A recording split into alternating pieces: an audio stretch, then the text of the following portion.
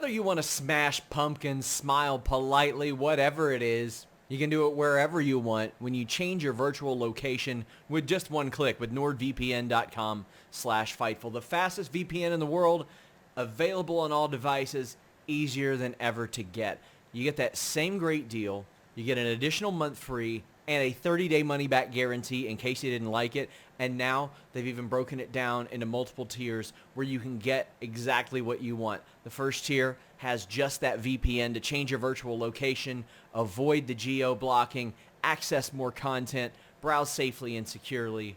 One step up, you get a pass as well. One step up beyond that, you get a locker. But even beyond that, that threat protection. Block online trackers, block hackers, block malware, block those annoying pop-up ads as well. Man, I'm so excited I can barely talk. nordvpn.com/Fightful.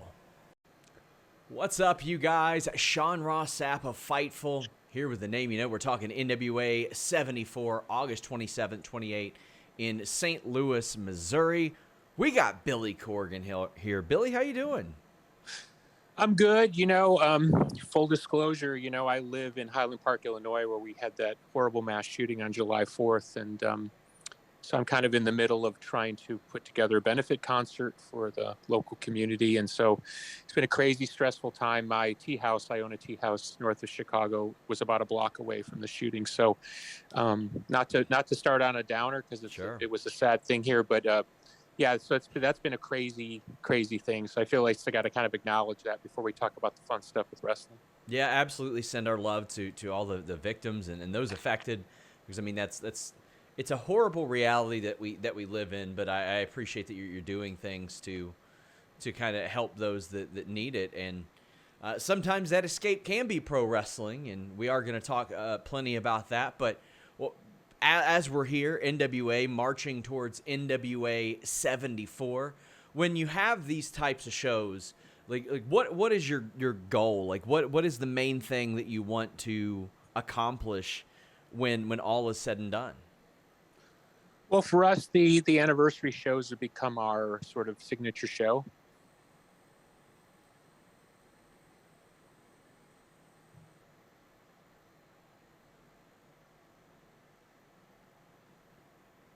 Shows, which is fantastic. We hadn't seen wrestling there in 37 years, and luckily they allowed the NWA to bring it back there. And so this will be our second year in the Chase with so much history. So yeah, you really look to kind of peek everything out and really kind of set the agenda for where you're going into the new year. So as we have seen, like some of these, the 2-day pay-per-view scenarios have popped up in the 2-day shows. What has motivated you to do that as opposed to the traditional one-night method? Well, I think it's a combination. Get attention in this wrestling ecosystem. Even you see with what's going on with Ric Flair's last match. There's a lot going on there to garner attention, as they should, because at the end of the day, there is what we would call the people in the wrestling bubble, which I would put you and me in that bubble. We kind of know what's going on a daily level, but for most people, past the millions that are watching AEW and WWE, it takes something that sort of pops through to the other side to get them to pay attention. And we have different models now. One model would be what I would call the Triller model, where they, brought Mike Tyson out of retirement, done an exhibition, stuff like that. Another model, which I think is very successful and cool, is what Game Changer is doing, where they're kind of building, what I would call supercards. In our thinking, a 2-day pay-per-view, which we now have 2. We have Crockett Cup, which was a 2-day event, and then 74, and the anniversary shows will always be 2-day events. It's really a chance to lay out for the general public who we are as a company, why we're different, and why the NWA sort of not only represents a particular form of tradition, but we also represent a different take, again, in a very crowded wrestling ecosystem. And so the 2-day event really allows us to get that message across in a way that I don't think a single-day pay-per-view does. And because of the adjustments in the way that you all tape TV and really everything that changed during the pandemic, has that made it easier for a 2-day pay-per-view to become, or a 2-night pay-per-view to become a reality? Because there were several adjustments that had to be made there. I don't know. I think it's difficult no matter what you do. Yeah. And I'm not crying poor. I love being in the business side of professional wrestling. And not everybody knows that I'm a musician, but most people do. And I have a very busy career on the rock side, but it's given me a lot of experiences in sort of, let's call it, penetrating the mainstream culture. For example, and let's talk about rock and roll for a second. I can do a lot of things, a lot of cool stuff. When you're on Howard Stern or Joe Rogan, everybody hears it or sees it. It's just crazy, the difference. And I'm appreciative of any opportunity, but when you get on those all other levels of platforms, and even Howard Stern at this point is bigger than maybe even being on a late night TV show like Colbert or Fallon, which is crazy. And so again, I'm very conscious of how do we create a wrestling product that does at different times penetrate to that greater crowd, because I think that's a really good testing point for whether or not the NWA has a future. I've been very vocal about wanting the NWA to be kind of more of a mainstream product and less niche driven. I think within the wrestling bubble, and I mean this in a very respectful way, there's a lot of energy generated by a lot of cool stuff that happens, but you see where it does not cross over into mainstream culture. And as somebody who has existed and thrived and also gotten killed at different times by mainstream culture, I'm very conscious of that being sort of the bar that you set. In essence, can you penetrate mainstream culture and reach people where they are, as opposed to be relying on a crowd that is paying a lot of attention to wrestling on a daily level? You mentioned mainstream culture. You had posted a picture. The CBS logo was in the background. Was that related to wrestling? Was it related to something else? I just remember that maybe a few months ago even. I think I was there doing a television show. Maybe it was doing James Corden. Okay. So, yeah. No, I mean, I've had a lot of those meetings. I tend not to be, I don't want to point any fingers, but I can think of some of my current contemporaries where every time they do anything, there's a headline and a press release. I hope someone like you has noticed that I'm not that guy. I'm not running out there with every little bit of news. I try to really kind of pick our spots. So if you want to start, by all means. Let's put it this way. The 27 times that I talked to WWE in the last 4 years, I didn't run and tell somebody about it, which is why pretty much nobody ever heard about those meetings that I had. I mean, at some point it all went cold and it didn't happen. But yeah, I wasn't running around telling everyone, oh, by the way, we're going to do this thing. We're going to do this thing. I just don't believe that's the right way to do business. So what is 27 hyperbole, or is that like an actual number? Because I know that you all have talked before. Like, I had heard that, but like I didn't know to what degree or what extent. 27 is about right. Yeah, no, there was a lot of talk about being on the network at some point. Yeah. Obviously, their plans with the network have changed a lot, and they made different deals with Peacock, right? No, but this was before, when they were still self-contained and they were looking at different things that they could do. Obviously, they worked with Gabe Sapolsky on Evolve and stuff like that. And so I was in kind of a different modality where maybe we would be able to access the library and somehow combine sort of their history, NWA history, and sort of present wrestling in a different way. Again, to maximize maybe assets that they're sitting on that they don't spend a lot of time putting focus on. And through something like the NWA, maybe we create a bone not only be good for the NWA, but also for them. They were definitely interested in that. It just never kind of got off the ground. I always felt like it got up to a certain level of management and whoever's desk it fell upon. I don't necessarily assume it got to Vince's desk, but it seemed to get killed every time it got to somebody's desk. Have you had any conversations with Vince McMahon specifically? No, I wish. Vince and the entire McMahon family has always been great with me. When I was just coming around as a fan, and ever since I've been in the business side. So I have nothing but good things to say about them. Trust me, I would love to have a meeting with Vince.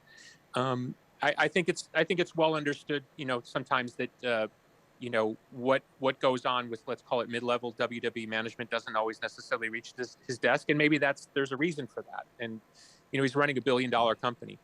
But I would certainly love an audience with any of the McMahons as it pertains to the NWA.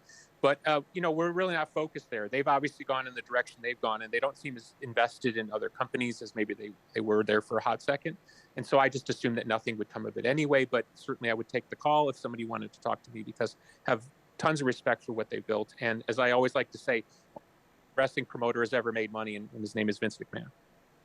So, in addition to WWE, I mean, NWA has maintained pretty good relationships with a lot of companies. We've seen like the Impact relationship pick up a little bit, and at one point it looked like that would never ever happen. You know what I mean? So, I mean that maybe surprises people.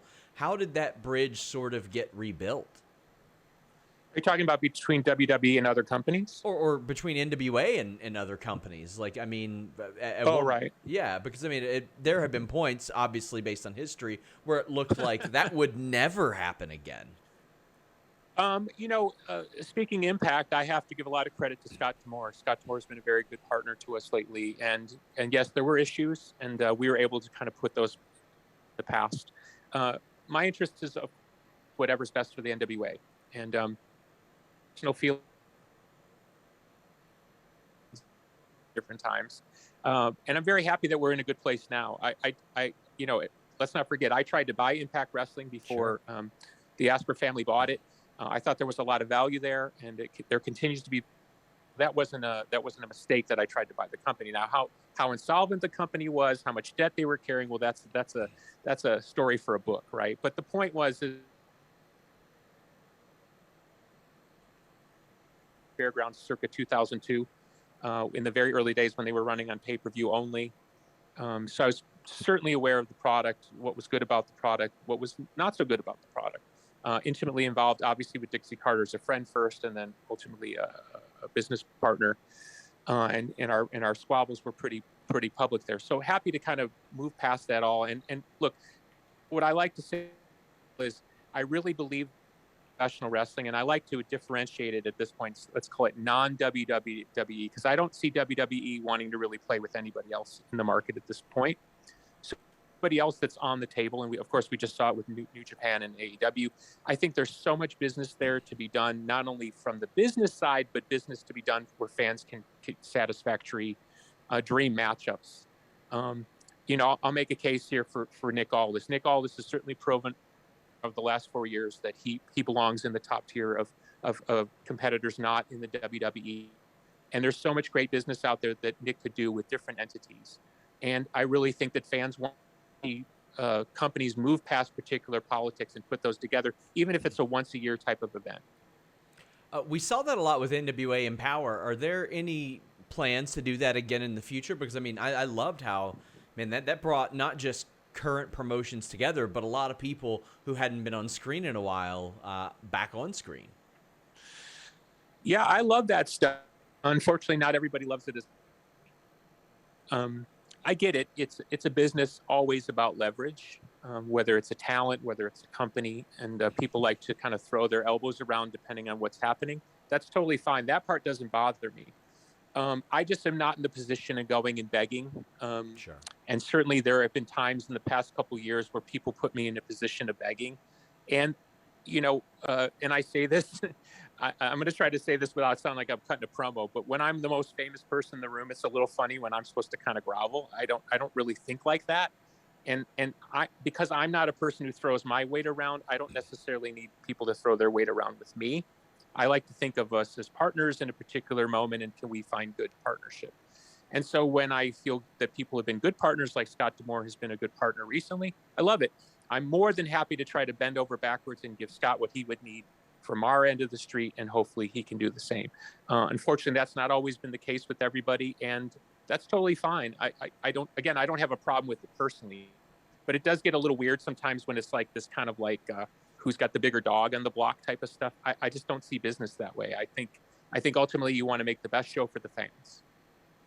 So, I mean, obviously there was a situation last year where Tony Khan had indicated that he wanted it to be known that he paid for a couple of the AEW talent to be there. Had you talked to him after that or anything, or was that just kind of like, well, it sucks that was a miscommunication? It wasn't a miscommunication. Tony has my number, and honestly, I would have preferred that he reached out privately on that if he had any issue with it. The fact that he went public with something. And the other part of the equation was he talked about stuff without giving the other end of the equation, and the other end of the equation I've never talked about publicly. So it would be like if you went, let's pretend me and you were having a little bit of an issue, and you went public and say, hey, Billy should thank me for driving that car that he's driving because I paid for the tires, right? Yeah. So people might go, oh, well, yeah, Billy should thank him.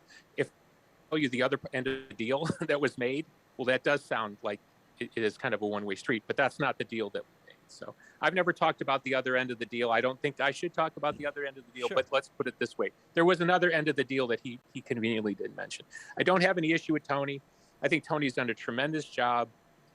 Tony's made it easier for me to operate in wrestling. When I go into business meetings with networks and talk to them, they look at AEW's success as a indication that the market is shifting, that WWE doesn't control the market like they did for 20 years. So I can only thank Tony for me. On the other end of the spectrum, I remember a couple of years ago, Zicky Dice left on what he would have said weren't wonderful terms, but then he told me, I think it was whenever he did his show, that you welcomed him backstage, you brought him back, and you were very friendly to him. Like when a situation like that unfolds, and maybe the departure isn't as wonderful as you'd like how do you go about repairing that, or is it just a time heals all wounds type of thing? I think that's difficult because let's take Zicky, for example. Super talented.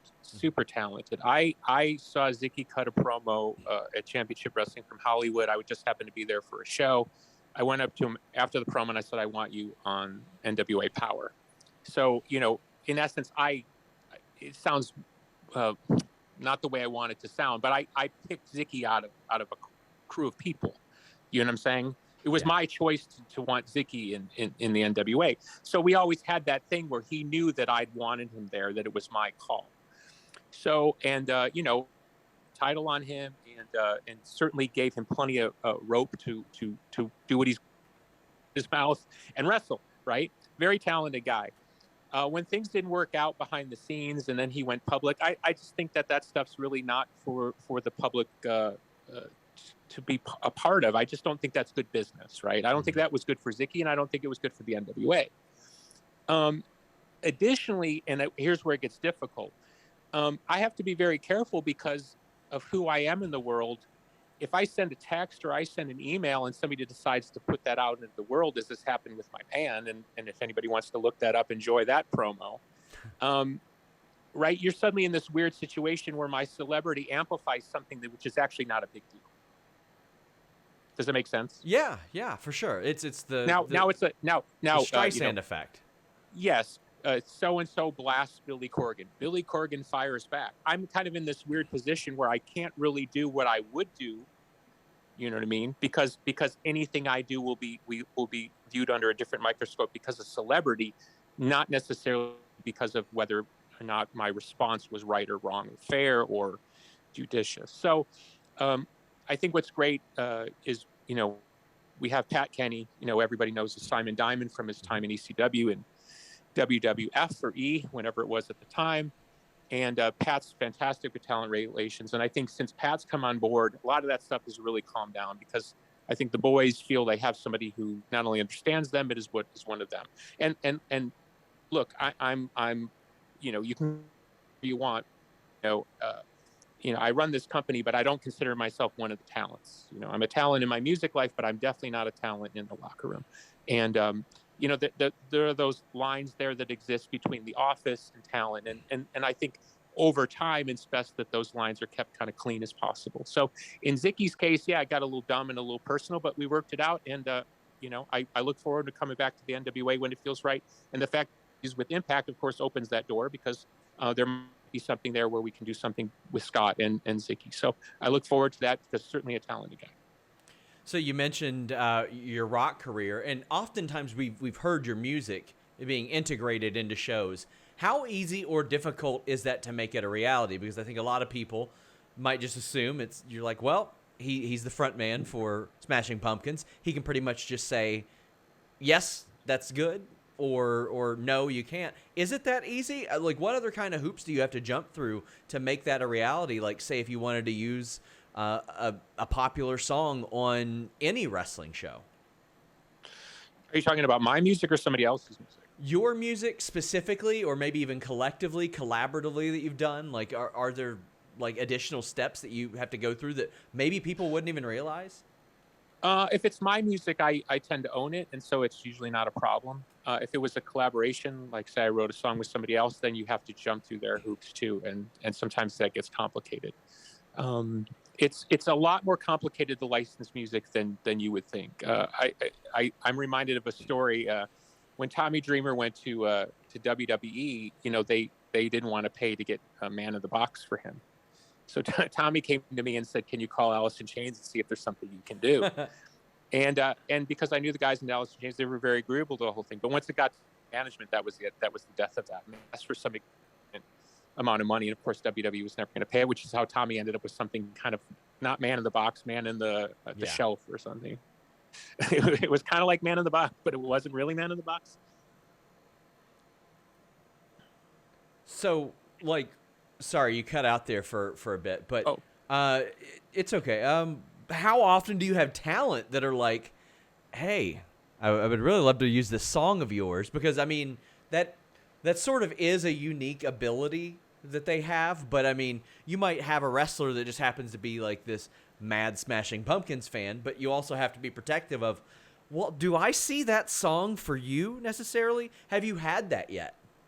A few times. Actually, recently, NWA champion Trevor Murdoch came and he wanted to use this really obscure B-side from the Smashing Pumpkins. Like, you have to be a super fan to know this song. And I was like, really? And he's like, yeah, I love that song. And I was like, okay. So that's his new entrance theme. So I was cool with that. Yeah, but generally most people don't ask. I think probably because they're worried about maybe trying to kind of butter me up or something. I don't know. Sure. It hasn't happened that much.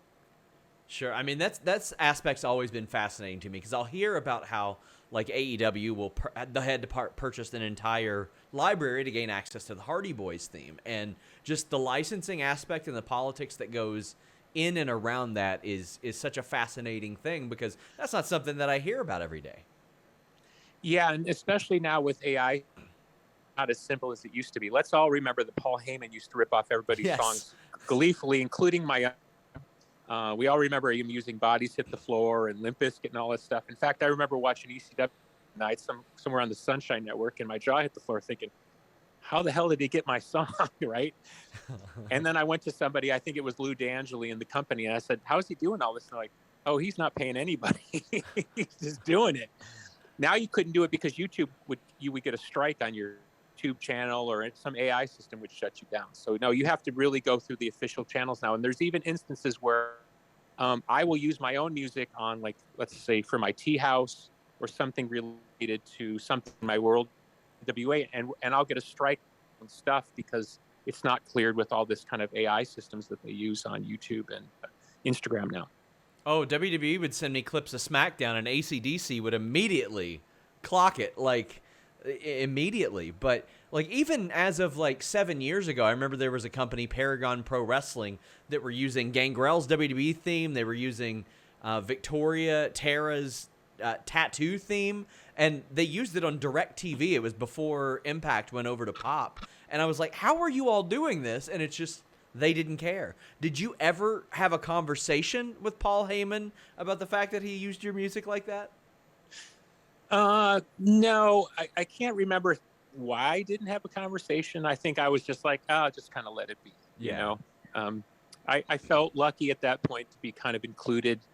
I was very new to the, let's call it the behind the scenes part of the business. I had no idea what I was doing. And I didn't even realize how strange it was probably to have me standing there in that locker room, especially at that time, circa 99, 2000, 2001, considering who was in that locker room and of course who I now know, and hearing their reactions, including, I think Bubba once told me he wanted to punch me in the face.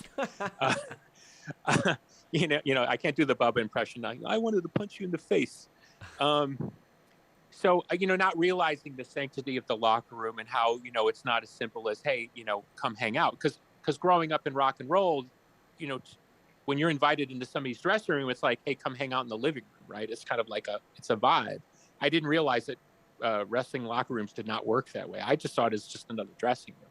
I didn't realize there was sort of like a level of protocol, right? So I am amazed that I was sort of around and I enjoyed my times and I learned a lot. And probably a lot of what inspired me ultimately to take over something like the NWA goes back to those experiences of just being a fan, You know, I grew up watching great wrestling on television, never went to a show until I think 1999, when I was, I guess, about 30-something years old. I never had been to a live wrestling event because I grew up basically poor and nobody would have taken me even if I had the money to go. So my first experience of a wrestling event was standing backstage and talking to Stone Cold Steve Austin, China, Triple H, The Rock, and Mick Foley. Okay, that's not a bad debut as a fan, right? But the next event I went to was a ECW event at the Odeon in Chicago. It was the night that I think Taz was leaving and Mike Austin came in and beat him in like a hot minute. It was just, I didn't understand what I was watching, but of course I enjoyed it. So those first experiences in meeting people behind the scenes and getting a real sense of the passion of professional wrestling fans and how great the live events can be. I mean, it has a lot to do with why I'm still here. So NWA 74 coming up. I mean, I know that you all had some unfortunate stuff thrown your way. Matt Cardona got hurt. And that guy has created buzz everywhere he's been. Like he's so good at reinventing himself. Can you explain maybe the thought process when you first hear that Cardona's hurt? Because obviously that's not optimal for the plans that you all had. Yeah, it's funny. I tend to not worry too much about injury to the extent of what it's going to do to the company. My first concern is he okay? Is everything going to be all right? How serious is the injury? I tend to go more to the human side first. That's just how I am. And I always think, look, it's wrestling. You can kind of figure it out as you go. But here's the thing that's really important. As the dust is settling and, okay, he tore his bicep and he's going to need surgery and stuff, then you start going into the business side. Okay, now what the heck are we going to do, right? Can he fly? Can he be at the event? Does he even want to come? And look, there were people who questioned why I would want to bring, and I'm talking behind the scenes now, would want to bring in a Matt Cardona to the company. I had no hesitation. I had zero hesitation. Okay, all you need to do is start here. He's married to Chelsea Green. I know Chelsea personally decently well from our time back in the TNA days. If she endorses someone as a man, as a person, and of course as now her husband, I know that person's a quality human being, and that has exactly been my experience with Matt Cardona, the person. Matt Cardona, the talent, the professional, cuts a promo with his arm in a sling hours after surgery and holds up the title and says, "I will be at the event." That's the man that I want to be in business with. So let me tell you, nobody has anything to say about Matt Cardona, the professional, since then, because that proved that he was all about business and all about helping the company that was standing behind him as champion. So out of a very difficult circumstance, and I'm glad he's okay and he's recovering. I just talked to him the other day. I think he made the best of a situation. We tried to make the best out of a situation, but what really sticks out in my mind was that he was there. The fact that he got on a plane and he came to that event and he was there, that means everything to me, and I will never forget that. Yeah, I think he's just done a fantastic job. I mean, he could have very well just rode the fame of being the former Zack Ryder, and he didn't do that, and he's creating buzz everywhere he goes. I think it's fantastic. If you don't mind me interjecting a little bit more, I think what I've tried to explain to some people in the company who don't get it, I think Matt Cardona really represents the next generation of professional wrestler who understands the value of their brand. They figure out their own way to get themselves over with the wrestling community writ large, and they bring that value into any company that they work with. And in many ways, it harkens back to the territorial system and wrestlers who were able to rotate around and get maximum value for who they were. So I think really in his own way, Matt Cardona's kind of shown the light on where professional wrestling is going into the future. I certainly have made the case on the rock and roll side that the value of my brand, let's call it Billy Corgan in quotations, and the value of Smashing Pumpkins as a brand is far greater than what was the past calculus of how they ascertain value in the music business. In the past, the music business was always down to how many tickets can you sell and how many records can you sell. Now we see that there are people who are super successful that don't necessarily qualify within those normal ranks. And there are people who sell a ton of tickets that you don't even know who they are, which is really weird, right? Because I think you're old enough to remember the other world that we used to live in, right? Sure. So Matt Cardona is really showing that brand value is the ultimate value. And the fact that he can create buzz, he can create value. And then, by the way, he's a great professional wrestler. and you put those pieces together. That's why he's so valuable to a company like the NWA.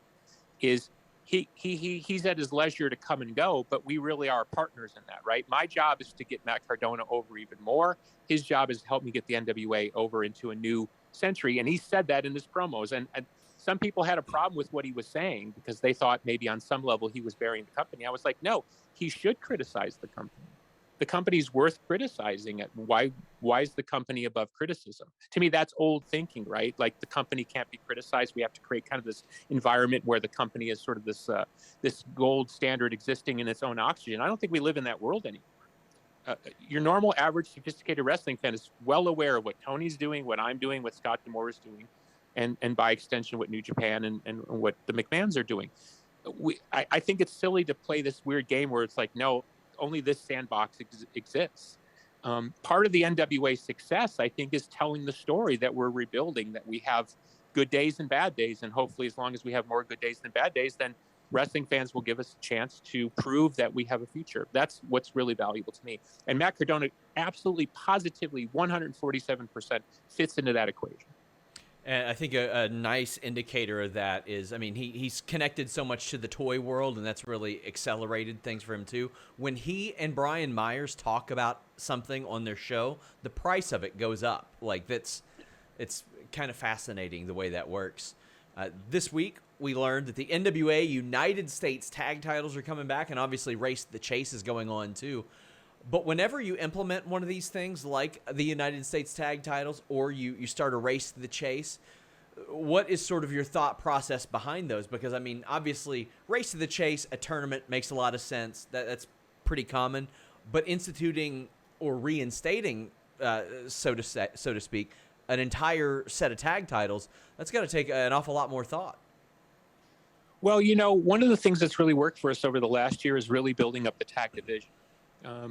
I don't think I'm speaking out of school by suggesting that, you know, or certainly I've seen it talked about that WWE doesn't have as much faith in tags as they used to, right? Now, maybe that's just common, like, let's call it low-level sort of belief, even if it's not true. I'm a person who believes that tag wrestling is super critical to professional wrestling as it pertains to veterans, as it pertains to younger talent that needs more ring work. And so by bringing in the U.S. titles, I think it allows us to create more storyline narratives, create more aspirational goals for the people in the company.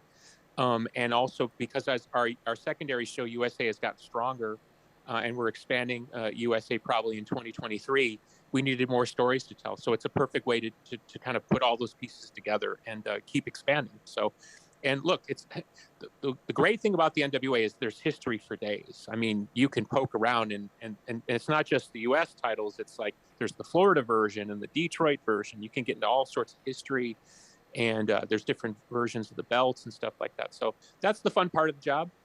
So I'm very excited to bring these back. Also, I mean, obviously we've got a lot of faces near the top of the card that weren't necessarily there a year or two ago because they had that extended Nick Aldis run. So we've seen Trevor Murdoch emerge, we've seen Matt Cardona emerge, and a lot of people in between. What was the thought process behind ending Aldis's reign? Because he seemed like he was NWA for a long time, and he very clearly is still a large part of it. You know, Nick has been very public about talking about business, and I think that's one of the great things about Nick as a sort of brain, mind, perspective behind the scenes is, you know, his goal was never to make the NWA all about him. It was to rebuild the company.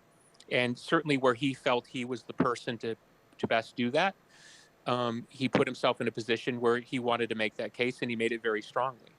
But certainly he came to me at some point and said, look, we need to start really figuring out you know, who else we need to develop and build here. And that's really opened things up.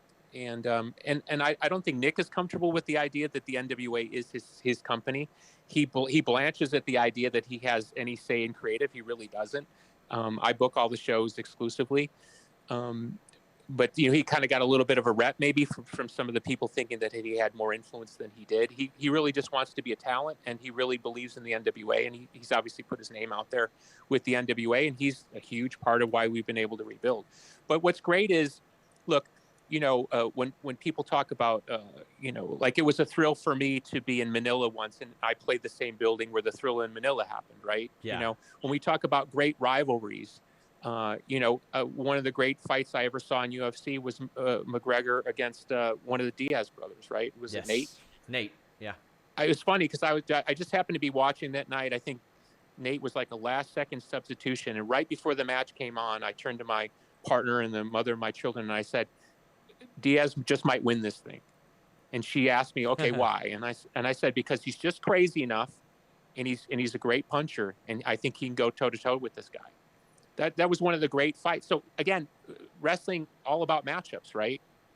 I mean, even if you looked at the announcement about Flair, there's a lot of speculation, like who was it going to be, who's going to be in the match, right? It's all about matchups. So Nick standing on a mountain by himself isn't very fun. You know what I mean? Now you look at who's in the top of the heavyweight division in the NWA: Mike Knox, Trevor Murdoch, Tyrus, Aaron Stevens. I might, who else am I forgetting? We got a lot of guys. I loved it one time. Matt Taven of OGK came in the locker room and he pulled me aside and said, man, are you guys huge? You know what I mean? I love it. We're big. We're big and strong and mean. And that's what I want for the heavyweight division. Because I think that's ultimately what will draw fans to the NWA in the 21st century is we have to have really key big matchups. And people have to there has to be a level of believability to what we're doing. And I think that's going to ultimately be the difference maker in the NWA going forward is we're going to be rougher and tougher than pretty much every other promotion out there. You mentioned Tyrus. That has been a point of criticism among some fans that he has went on this winning streak of people that might not like him, his politics, his work.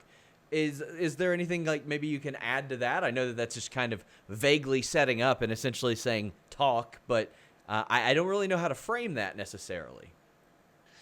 Yeah, I don't get into that, because to me that's such a weird thing. Because I get some of that too, and I always just kind of scratch my head, There's a long-standing thing in music, if you allow me to go the other direction for a second. Sure. Can you separate the singer and the song, right? Yeah. And we get it sometimes in wrestling. Can you separate the talent and the person? In the case of Tyrus, people need to understand that he and I go back to TNA. John Gaburik, when he was running TNA, one of my assignments is he would give me the people in the castle that he thought were difficult personalities. So who did he give me? He gave me Tyrus. He gave me Nick Aldis. He gave me James Storm. He gave me a few other people. I found working with all of them great. All I found was that they needed to be heard and be given a fair chance to be the talented people that they are. So my relationship with him goes back. So when you get into a scenario where I'm supposed to listen to other people's opinion about a person that I know and have worked with for years, and I know personally, I always defer to the person that I know. So I don't think there's anything to defend. If people can't separate those things in their own mind and they bring that into the wrestling product, well, that's their decision. They're the consumer. They can, as we say, they can vote with their feet. To me, I've dealt with that my whole music life, and I always think, okay, well, that's your decision. I don't really know what to do with that. I think when you sell into that, you're opening the door into a lot of stuff that there's no sort of walking back from. In essence, who books this promotion, right? Who decides who's featured, who decides who gets hired, who decides who stands there in the ring? Well, it's me. So ultimately, if you want to criticize me for those decisions, that's fine. But I've already thought all those things through. No one's going to tell me anything I don't already know is what I'm trying to say. Fair point. That's just a common criticism I've often seen was just him in general. Maybe his in-ring obviously isn't what it was in his prime. And, he has been on quite the winning streak. But, are there any talents that you're seeing coming up through NWA and you're like, man, that's somebody we can build around? That's someone we can anchor things to? Or is that's something you kind of see from a taping to taping basis? I think it's what it should be. It should be like a jump ball, right? You should sort of create a scenario where everybody's moving in the same direction and you see who emerges. Let's talk about Tyrus one more beat. And it's not because I'm sort of responding to the criticism, but I like to take you behind the thinking a little bit. Tyrus is a person who, I guess going back to TNA time, 6 years ago, what was he doing? He was standing behind EC3 in the ring with his arms crossed, where he was holding one of the Hardy babies, right? Mm-hmm. I think it was Maxwell, right? Yeah. That's what people saw at Tyrus. I thought he was undervalued and underbooked in TNA. I've certainly made that case in the office many times, and I was ignored. So I was put in a position, obviously, here in the NWA where I thought this person is talented, and that person in Tyrus has proven his value. He's on one of the biggest networks in the world. He's on literally the biggest late night show 3 times a week, I believe, is his current thing. That audience draws over 2 million people. If people can't see past that because they get into other aspects of what the job entails or who they think he is as a person, I understand that. But we are talking about a business built on marketing. We are talking about a business built on ability. And he is a super talented person. So I understand where people come from, but all I know is he's done everything I've asked him to do in the ring and exceeded in every aspect of the ring. So every aspect of the job, for lack of a better word. So that's all I know. You see what I'm saying? Yeah. So when you talk about younger people, it's the same thing. I give them an opportunity. I put them in positions, and it's interesting. You'll take a young talent, and I don't want to name any names because I don't want to bear anybody, but you take a young talent and you put them in there with a veteran like a Tom Latimer or a Trevor Murdoch, or even somebody like Dirty Dango, right? Or JTG, guys who have a lot of experience and know their way around the ring. And you go, oh, that's a pretty good match. That guy's got a future. Then you put 2 of those young guys or 2 of those young gals in a match against themselves, and you go, oh, okay, this is the difference between a veteran and somebody who's green and needs to be carefully kind of nurtured along. So again, it's my responsibility to put them in positions of succeeding. So yeah, there are definitely talents that we're high on. I think you can probably pick them out by the way that they're booked. But that doesn't mean they're ready for a main event on an anniversary show, One of my favorite parts about NWA over the last couple of years has been the reemergence of the Pope popping up on NWA programming. He had been out of the ring a lot more and serving as a commentator, but he always had sort of something special. And I think that most people that saw him perform saw that something special. Did it take any coaxing at all for him to become like more of an on-screen wrestler than he had been the last few years? Well, again, this goes back to TNA. Pope and I worked a lot together behind the scenes. And I got a little bit inside baseball from him somewhat and from other people in the company of why he didn't want to wrestle at the time. And the sense that I got was he didn't feel he was being properly valued as a wrestling talent. So he was more comfortable being a commentator because in essence, he wasn't in the political scrum week after week. So coming into the NWA, I knew that was something, or at least I felt that was something he was sensitive to. So I assured him, look, with me, you'll always have the best possible opportunity. And I think I've proven that over time. I've given him every opportunity, and he is one of a kind at connecting with people. And nobody can light that place up better than he can. And I think when you see him succeeding at the highest levels, you can see why he's been frustrated by the business at different times, but also why he's been so undervalued. Maybe because people don't necessarily understand the rhythm and the way he walks, meaning where he comes from as a person inside. And I think when you let him fly, using a really poor analogy, and let him fly to the height that he can fly, well, then that's what it should be. And that's what I try to do with anybody at the NWA. I try to give everybody that walks through that door the best possible opportunity. And again, looping back one more time, that's the whole point of what I'm trying to say about everybody on the roster. I try to give everybody the best opportunity. I try to give them an unfettered chance to reach their highest potential. And, one thing we don't always talk about in this country enough is that people need, chances at redemption. People need opportunities. People need sometimes even a second chance. And I'm not saying that's what I'm here to do. I'm here to run a professional wrestling company, but that becomes part of the story. Not everybody is sort of falls into a perfect box. And the NWA, I think, has done a really good job of taking people who are undervalued, underappreciated, and sometimes even overlooked. And I think if you look at the people who've come through our doors over the last 4 years and went on to bigger opportunities on bigger stages because the NWA was able to highlight what they're so good at, I think that really speaks to why the company operates the way it does. August 27th and 28th, St. Louis, Missouri at the Chase Ballroom. I know that as we film this, we're a ways off, but if there were people on the fence about checking out NWA, whether it be the pay-per-view, whether it be just in a general sense, what would you tell them? I would tell them that if you're a wrestling fan, you really should engage in why there are different wrestling companies doing different things. Wrestling, just like music, has its trendy moments. And we've seen a real movement in the last 5-7 years towards bigger, higher risk, cruiserweight based, although not everybody doing it's a cruiserweight. And that's fine. I'm as big a fan as anybody else. But traditionally, over time, wrestling has operated around the heavyweights, just like the UFC, just like WWE does come WrestleMania season. And I think that the NWA is outside of the WWE doing the best job of telling that type of traditional story. So if you're a wrestling fan and you do believe that that has a place in the business, I think you'll see the difference that the NWA has made in the past couple years at sort of picking itself up off the ground, literally from nothing. As Nick Aldis likes to say in the beginning, it was him and Tim Storm, right? Yeah. So we've gone from Nick Aldis and Tim Storm to, I think the last time we were on set, we had, I think, 80 wrestling talents and 113 people total in the building. And we're now averaging 100 hours of television a year, doing 2 shows a week. And now I think we're at 6 pay-per-view dates per year, and we're moving to more next year. So if you want to see that story in motion, I would encourage you to do it. It may not be your cup of tea, but I would say if you're a wrestling fan, if you don't appreciate why we're doing what we're doing, then I would say you're not a wrestling fan. You're a fan of a particular form of wrestling. I'm a wrestling fan. I saw Dragon Gate when it was floating around.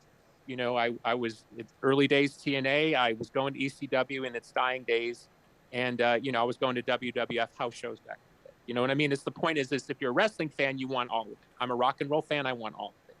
So I'm not here to say the NWA is better than anybody. I'm here to say the NWA is just as good, particularly for the way we're operating at this point in time. You know, remember, this is a completely independent operation. I'm 100% owner, completely 100% funded by me. It's a very unique situation. And I like to say, don't sleep on us, because when we get greater funding and when we get a greater opportunity, I think you really see why I'm doing what I'm doing. The Tim Storm thing, man, that's probably what hooked me to NWA initially. I did a feature on it as 10 Pounds of Gold was happening because, quite honestly, I knew Tim Storm as that guy who would come up on Wikipedia when you would search who the NWA champion was. And when he was brought in on 10 Pounds of Gold, I'm like, this guy. And then a couple episodes in, I'm in love with this dude. I think that he's the type of person that you want good things to happen to.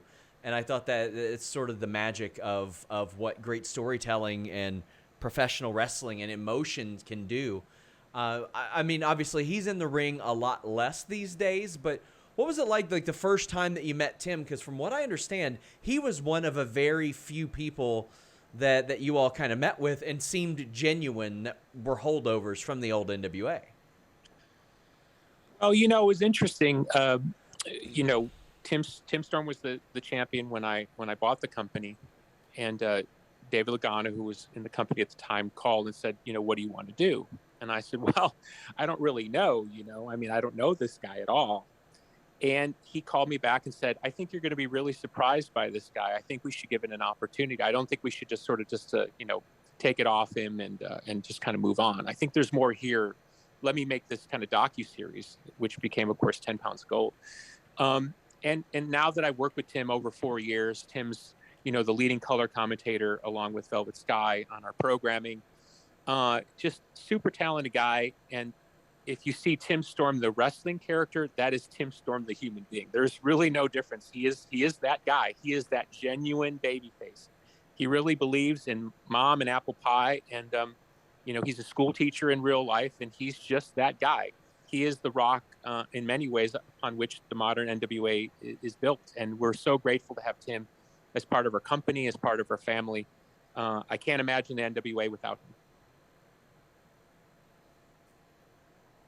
So NWA 74, August 27, 28. Billy, I want to thank you so much for the time. I've long wanted to do this interview, and I appreciate you being so generous with your time ahead of NWA 74.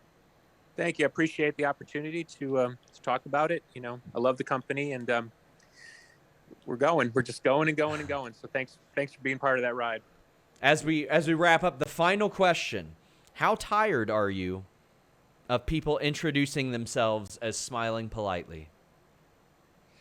You know, it never gets old. Really? You know, it's weird. When it first started happening, he's of course referring to my appearance on The Simpsons. By the way, the #1 Simpsons episode of all time. Something I have great pride in. It's a phenomenal episode. Yeah, but it's great. Somebody told me this, and I was like, "Nah, you're kidding." It literally, legitimately is the #1 episode of all time. Homer Palooza. When it first started happening, I thought, this is kind of weird. You know what I mean? Like, why are people keep coming up to me, talking to me like I'm in a Simpsons episode? 25 years on, maybe it's even more, 27. It's really cool. It's the type of thing that you realize in America is the hallmark of celebrity, right? If you've been on Howard Stern, if you've been on David Letterman, if you were on Jay Leno, if you've been on Colbert, you've been on the cover of Rolling Stone, if you've been on The Simpsons, right?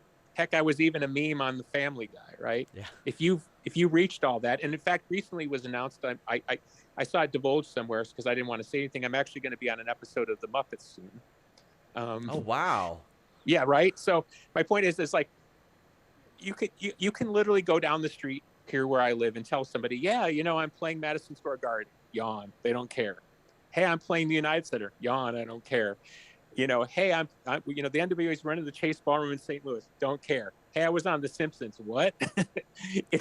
It's one of those things that is guaranteed to get you over, to use the wrestling parlance. And yeah, so I'm really grateful. Looking back, it's such a cool experience, and I'm happy to talk about it, and I'm happy to be, you know, forever, you know, immortalized as a wrestling character. And I'll tell you one quick story that I like to tell about it. I just started shaving my head when they were doing the episode. Yeah. So I got this call from somebody, you know, working on the show, and they said, okay, we just got to ask you a question. Do you want hair or not? Do you not want to have hair? And I said, well, what's the scene you're asking about? Excuse me. And they said, well, you're going to be in this scene with Homer Simpson. And I was like, oh, that's kind of weird. We both won't have hair. I'll tell you what, give me hair. Yeah. So that's probably the last time I had hair was in The Simpsons. So there it is.